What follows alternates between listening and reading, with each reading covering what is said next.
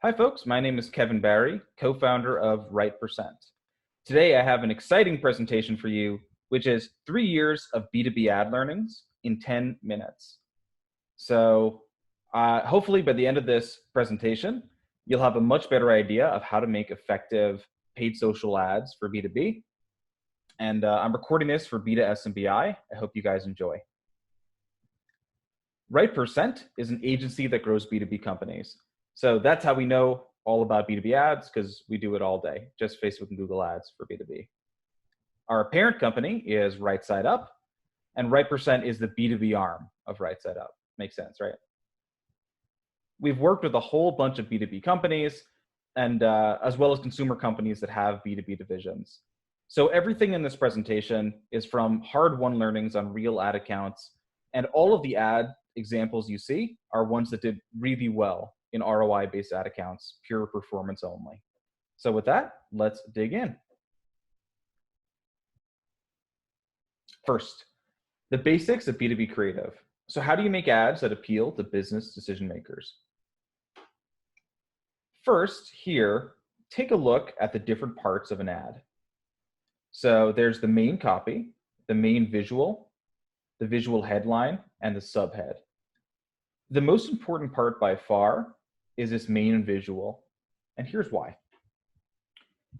Facebook recommends avoiding text in ad images, and that's fine for consumer products. If you're selling a toaster or a t-shirt, by all means, just show your product. It'll sell itself. The opposite is true for B2B. So all B2B products look the same, basically. It's UIs, it's stats, it's some sort of chart, within your website. So in order to differentiate and get the business owner's attention, you have to have a strong, clear headline. So here's an example for Brightwheel, who targets daycares and childcare businesses.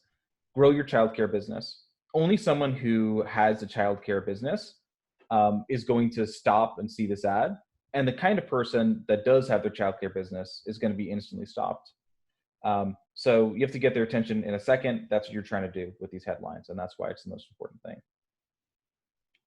We recommend putting headlines on white space, but you can often superimpose text effectively on shirts and books. So here's an example of that. So given that headlines are so important, how do you make visual headlines that do really well, that get the target's attention? First, we call it finding your best messaging. So most companies can rework existing marketing language into visual headlines. You can find which product lines, features, and benefits convert best for new customers, and then test those as ads. So you can find this in your data for your website. You can find it by common sense, or you can talk to your sales team. They're always a really good source of what specific language converts customers. Then convert that messaging into visual headlines with these tips. Make it short. So bad would be grow, a long sentence like this, grow your widget business with the most impressive, blah, blah, blah. It has to fit and get their attention in a second. So a good headline is shorter. Your ad copy in Facebook and LinkedIn can add the details later. So can your landing page. This headline just is to get the target's attention. If your target is specific, mention it. So an example with a company like DocuSign targeting salespeople, saying grow your business with DocuSign is okay, but you're not really targeting the business owners interested in growth, right? You're targeting salespeople who have, or heads of sales that have a specific goal. So closing sales faster, that's great, right? With easy digital signing instead of DocuSign, it's a little more specific. The best would be if you had a stat like close sales 30% faster. This is sort of the evolution of a headline and how you could test it on platforms. People mostly don't care about your product names. So this is a bigger problem for bigger companies. But if you have internal naming schemes, consider that your customers don't know them and keep things simple in your headlines. The success framework, it's called the success framework because the acronym is success. It's from a book called Made to Stick a bunch of years ago, but it works really well for making ads. Try to consider 2 of these anytime you make an ad.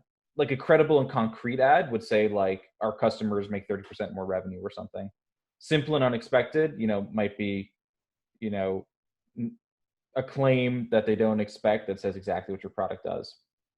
Something along those lines. Emotional stories would be like a testimonial ad. And you can mix and match these in different ways. It's good for brainstorming. So if you've got a bunch of visual headlines you want to test, how do you get imagery that makes those headlines, that supports the headlines that you want? So while the visual headline is the most important thing, what we call the main visual is the second most important thing.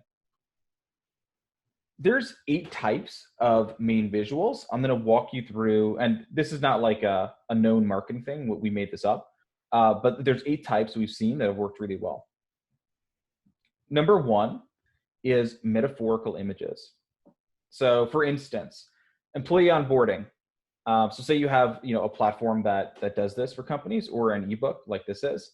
Hiking is a good metaphor for onboarding. Here's another thing: frustrating HR tech, a bike with square wheels. Your visual headline in this case just evokes the feeling you want from your main headline. Customer images are straightforward, right? Like this is a testimonial from DoorDash.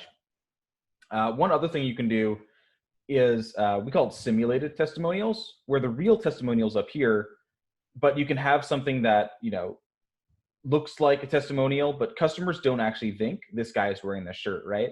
It's just to give them a bit of empathy for it, and then you give them the real quote up here, just because often you can get better language with this kind of placement without having to make an official testimonial thing. The Basic Saas Ad. So if you can't think of any other visual way to put whatever message you're doing, just putting it on a computer or phone or next to one is like our basic catch-all for getting visual headlines across to customers. Before and after is a cheat code in marketing. It can work for B2B as well. So, in this case, before SaaStr, after SaaStr, there's a lot of ways you can use this for different companies. And by the way, to reiterate, every single ad that I'm showing in this presentation was a winner that, really beat out the other ads for these clients. For client-related imagery, that's basically just taking something that the client would recognize as either having to do with their business or your product. So this is for Brightwheel, the childcare solution. It's a kid, so that has to do with childcare. It's a tool, so it has to do with SaaS tools. This is for the conference SaaStr. So it's a crowd of people, right? This ad was pre-COVID, but the idea is the crowd, puts a conference to mind in people's heads. There's also a few other tricks you can do, like this arrow points towards see more, where we had a lot of testimonials and other information. Explainer videos are something a lot of people think of when they think of B2B ads. Generally, it's not worth the effort it takes to build these out, right? Because other static or video ads that just have simple headlines will do better. But it definitely can work, especially if you design it with headlines that are big throughout the whole thing. Remember, almost everybody on Facebook and LinkedIn is going to watch this on mute. The crisp video overlay. So it's the same as any other main visual, but instead of a static image with text overlaying it, it's a simple video in the background, but the text stays steady the whole time. That's a crisp video overlay. It can work really well. Lastly, you can do a text-only ad. So these ads only work for the native lead format on Facebook. But if you get their attention of the business decision maker here, it can work really well at converting because it doesn't seem that much like an ad. In comparison, so you remember back in the beginning, I showed the main copy and subheadline at the top and bottom. They're much less important. They're like tertiary things to test. But some rules of thumb: make sure ad copy fits into the areas Facebook lets you fit it into. Don't have it look awkward. Test emoticons to break up the ad copy. So emoticons don't have to be like smiley faces. There are tasteful emoticons that still break up ad copy, like bullet points and so on. And test different CTA buttons, like download versus learn more. And that's it for our quick presentation. This is years of B2B creative learnings condensed into 2 minutes.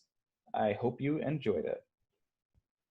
Feel free to email me at this email here, growth@rightsideup.co or kevin@rightpercent.com if you have any questions.